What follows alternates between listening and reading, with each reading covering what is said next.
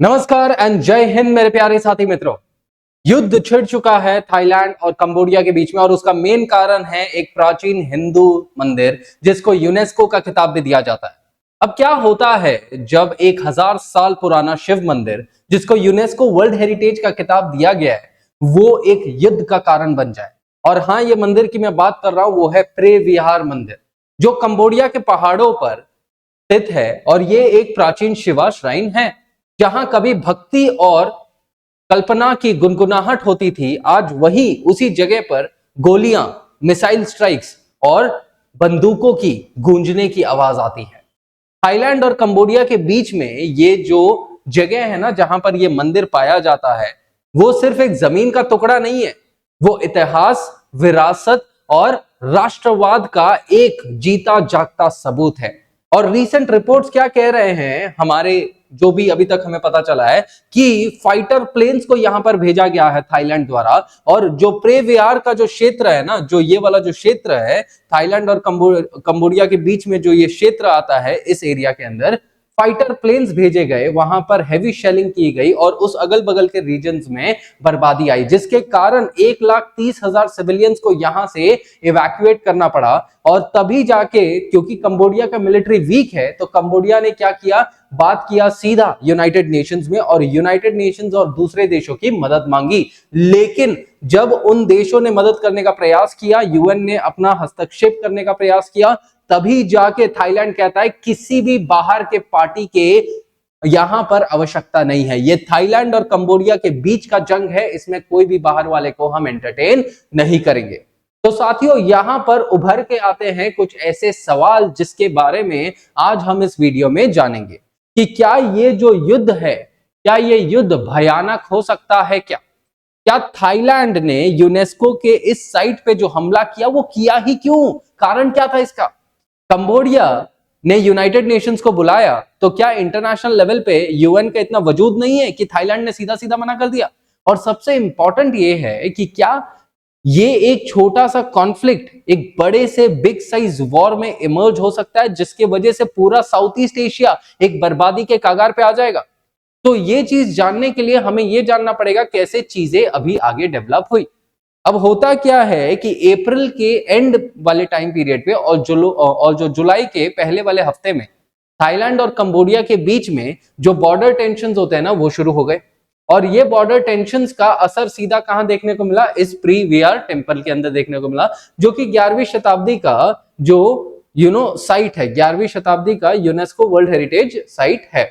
अब जब हम इस प्रे विहार मंदिर की बात करें, ठीक है, इसके अलावा ये जो प्रे विहार मंदिर है ये बहुत पहले का ही साइट है, इसके बारे में हम आगे अभी जानेंगे। बट उसके पहले अभी ये मेन ट्रिगर, ये जो जंग है वो क्यों हुआ, इसके बारे में एक बार जान लेते हैं। अब जुलाई 23 और 24, ये जो जुलाई 23 से 25 के बीच में क्या होता है कि इनके बीच में बॉर्डर टेंशन शुरू होते हैं। और उस बॉर्डर टेंशन की वजह से क्या होता है कि कुछ सैनिकों की मृत्यु हो जाती है। कंबोडिया कहता है कि उसके कुछ सैनिकों की मृत्यु हो गई है और उसका कारण है थाई ट्रूप्स। और थाई लोग भी यहाँ पर, जो थाई आर्मी है वो भी यहाँ पर कहती है कि जो कंबोडिया है उसके फायरिंग और शेलिंग की वजह से हमारे यहाँ पर भी भारी नुकसान हुआ है। और ये छोटा सा एक बॉर्डर कॉन्फ्लिक्ट की वजह से थाईलैंड ने क्या किया, अपने फाइटर प्लेन्स को इस एरिया के अंदर भेज दिए और वहां पे तहस नहस करना शुरू हुआ। और यहीं से इस बॉर्डर एरियाज के अंदर ये जो बर्बादी का कागार, ये जो बर्बादी का चीज है वो शुरू होता है।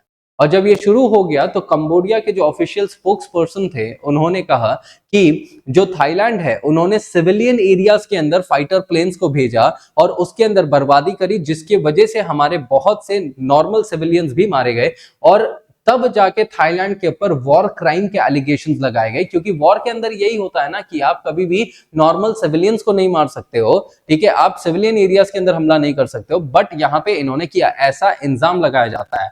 और कंबोडिया ने यह क्लेम किया कि थाईलैंड ने इंटरनेशनली अटैक किया एक ऐसे साइट के ऊपर जो कि इंटरनेशनली प्रोटेक्टेड साइट है। क्योंकि जनरली क्या होता है कि वॉर्स में आप यूनेस्को के साइट को हमला नहीं कर सकते हो, लेकिन यहां पर थाईलैंड ने जो ये प्रे विहार के रीजन के अगल बगल में किया हमले, उसके वजह से बोला जा रहा है कि इस एंशिएंट हिंदू मंदिर को भी कहीं ना कहीं नुकसान पहुंचा है। अब स्पष्ट खबरें आने बाकी हैं, लेकिन this is the major scenario.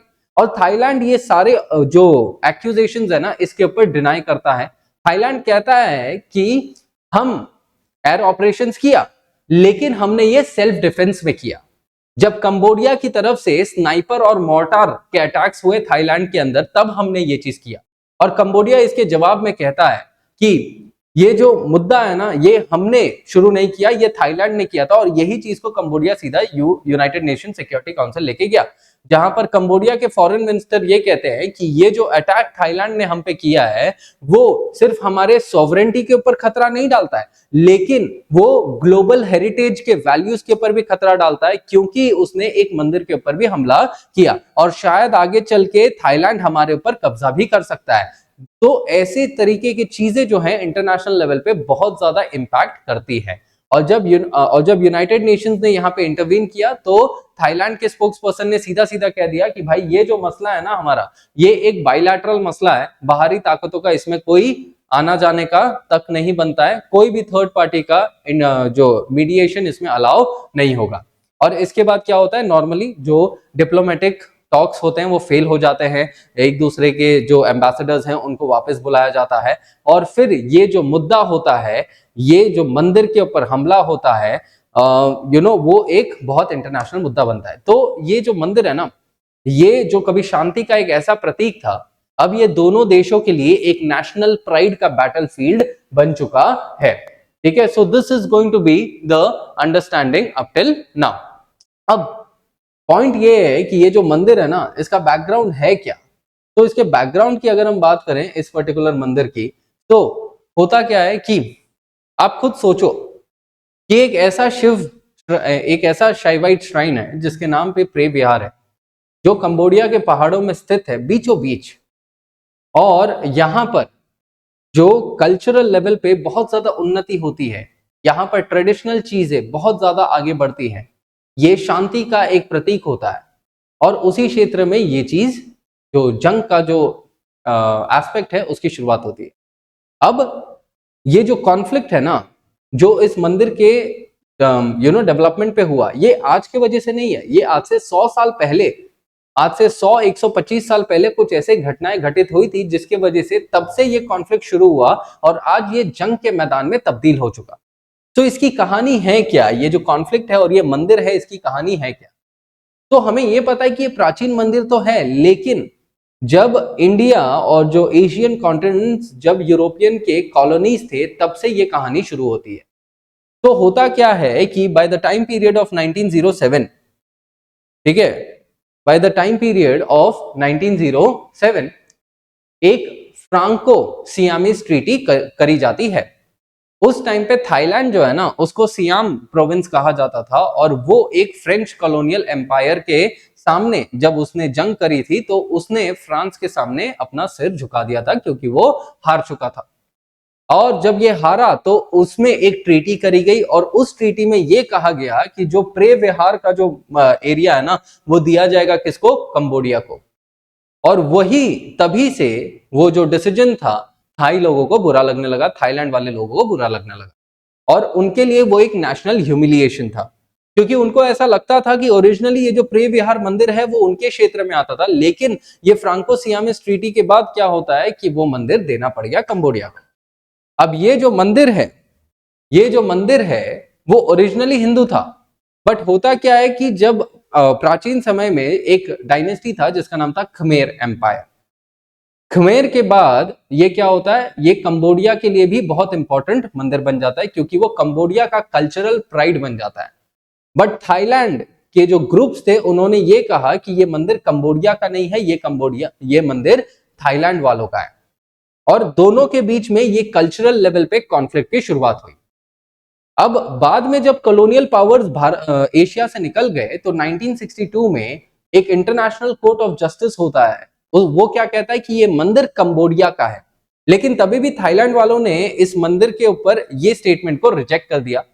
और 2013 में आईसीजे ने, जो इंटरनेशनल कोर्ट ऑफ जस्टिस है, उसने ये क्लियरली कह दिया कि जो मंदिर के आसपास का लैंड जो है वो भी कंबोडिया के जुरिस्डिक्शन में आता है। मतलब होता क्या था कि कहा जाता था कि ये मंदिर कंबोडिया का है, लेकिन वो कंबोडिया के मंदिर के अगल बगल में जो है ना वो जमीन थाईलैंड की है। तो अगर आपको इस मंदिर में जाना है तो आपको थाईलैंड से होके जाना पड़ेगा, ऐसा कहा जाता था। तो इसके ऊपर भी टेंशन शुरू हो गए थे। लेकिन अब आईसीजे ने कह दिया कि भाई ये मंदिर के साथ साथ जो अगल बगल का लैंड है वो भी कंबोडिया का है, और इसके वजह से थाईलैंड वालों को और ज्यादा बुरा लग गया। और थाईलैंड वालों ने इस चीज को कभी ऑफिशियली एक्सेप्ट नहीं किया और कहा कि भाई ये जो मंदिर है ना ये हमेशा से ही थाईलैंड का था और थाईलैंड का रहेगा। इसीलिए जब 2025 में ये छोटा सा एक छोटा सा स्कर्मिशनेस हुआ, उसके वजह से 100 साल पुरानी ये जो दुश्मनी थी ना वो वापस से लाइमलाइट में आ गई, जिसके वजह से फाइटर प्लेन्स को लाना पड़ा, अलग अलग फायर पावर को लाना पड़ा। और यहां पर जहां पर मंदिर का शंख बजता था, अब वहां पे फाइटर प्लेन्स की मिसाइलें बज रही थी। तो ये यहां पर शुरुआत हुई एक ऐसे जंग की जो शायद कभी होना ही नहीं चाहिए था, या जिसको इंटरनेशनल लेवल पे रोक देना चाहिए था, लेकिन इंटरनेशनल पार्टीज इसमें फेल हो गई रोकने के लिए। अब इसमें कहा जाता है कि ये एक बहुत बड़ा षड्यंत्र है जिसके वजह से ये जंग आज के टाइम में हुई, या कुछ इश्यूज हैं जिसके वजह से आज के टाइम में ये जंग हुई। मंदिर एक मुख्य कारण नहीं है, बट यहां पर कुछ लोगों के इंटरेस्टेड पार्टीज ने, कुछ लोगों के इंडिविजुअल इंटरेस्ट ने इस जंग को आगे लेके आया। अब होता क्या है कि कुछ टाइम पहले थाईलैंड के पीएम है दैट इज शिनावाटा, उनका एक फोन कॉल लीक हुआ था जिसमें वो कंबोडिया के फॉर्मर पीएम हुन सेन के साथ बातें कर रहे थे, और उसमें उन्होंने हुन सेन को, कंबोडिया के फॉर्मर पीएम को, जिनके साथ थाईलैंड और कंबोडिया का दुश्मनी था, उनको उन्होंने अंकल कह दिया। तो थाईलैंड के पीएम ने कंबोडिया के फॉर्मर पीएम को अंकल कह दिया, और ये चीज लीक हो गई, जिसकी वजह से थाईलैंड के लोग और थाईलैंड के आर्मी में बहुत ज्यादा नफरत, मतलब थाईलैंड के लोग और थाईलैंड के आर्मी में पीएम के खिलाफ बहुत ज्यादा नफरत आ गई। और थाईलैंड वैसा देश है जिस देश में आर्मी बहुत ज्यादा पावरफुल है, और आप आर्मी के खिलाफ कुछ नहीं बोल सकते। अगर आपने बोला तो भाई आपकी खैर नहीं।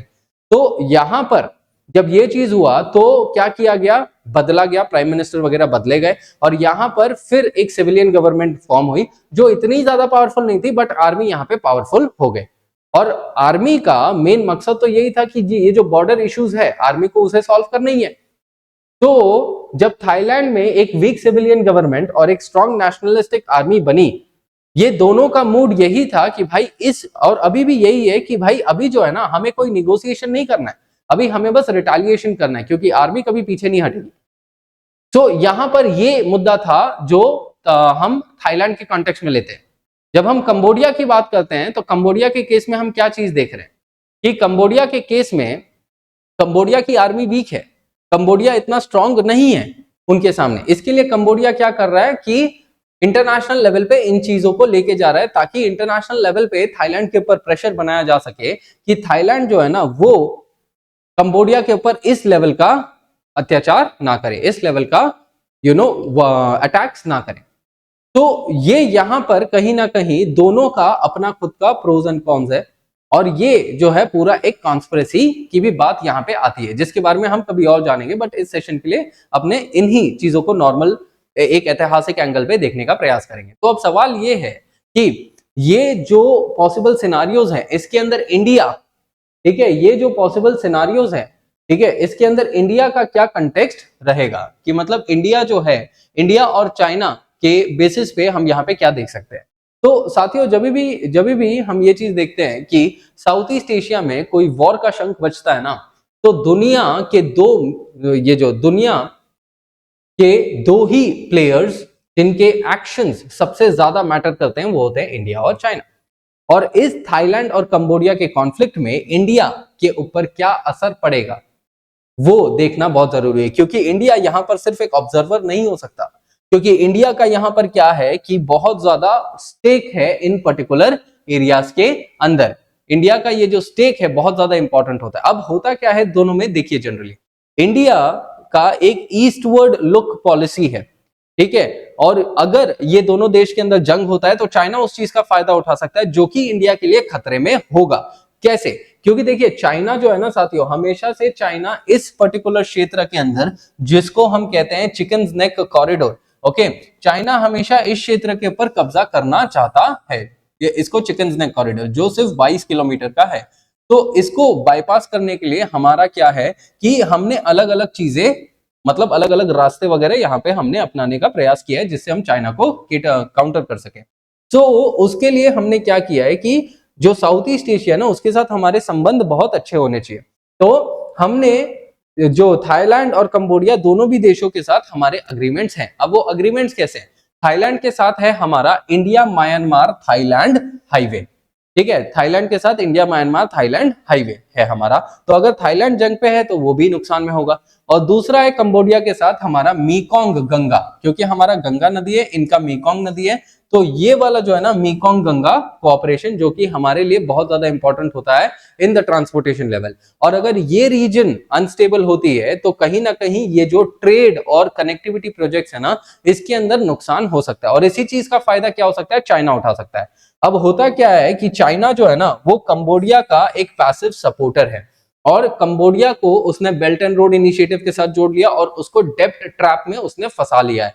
तो अगर आज के टाइम में कंबोडिया और थाईलैंड का जंग होता है तो कंबोडिया को पैसे की आवश्यकता होगी, और अगर पैसे की आवश्यकता होगी तो उसके पास उतने पैसे नहीं है, तो चाइना यहाँ पे बैकग्राउंड सपोर्ट में आ जाएगा और वो कहीं ना कहीं कंबोडिया को इस हद तक मदद करेगा, मदद करने का दिखाएगा कि कंबोडिया उसके पैरों तले शायद झुक सकता है। और अगर चाइना का इस एरिया के अंदर इन्फ्लुएंस बढ़ता है तो कहीं ना कहीं वो चीज क्या होगा कि भारत के लिए एक खतरे की घंटी बन सकती है।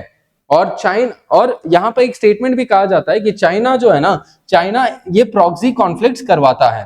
सो प्रॉक्सी कॉन्फ्लिक्ट्स मतलब चाइना ये जानबूझ के ये सब चीजें करवाता है, जो मैंने आपको कंट्रोवर्सी की बात बोली ना, कहा जाता है कि चाइना ये सब चीजें जानबूझ के करवाता है, क्योंकि अगर ये चीजें ये रीजन अनस्टेबल हुए तो उसका फायदा कहीं ना कहीं चाइना उठा सकता है, एंड उसी के वजह से चाइना अपने आप को और ज्यादा बड़ा बना सकता है। तो ये है इस पूरे सिचुएशन का करंट लेवल सिनारियो। तो अब एंड में मैं बस इतना ही कहूंगा कि जब एक यूनेस्को टेम्पल एक वॉर जोन बन जाता है और जब डिप्लोमेसी यहां पर फेल हो जाती है तो दुनिया को एक ऐसा स्टेबल पावर और एक ऐसा शांति का प्रतीक लाना चाहिए जो कहीं ना कहीं चीजों को स्टेबल रख सकता है। तो अब पॉइंट ये है कि क्या भारत इस साउथ ईस्ट एशिया के अंदर जो ये रीजनल अनस्टेबिलिटी हुआ है, क्या उसको वो सॉल्व कर पाएगा? क्या वो वहां पे लीडर का रोल प्ले कर पाएगा? So that is the bigger question. तो इसी के साथ साथियों, I thank every one of you for watching me, for watching career first IAS academy. Take care and have a good day. जय हिंद।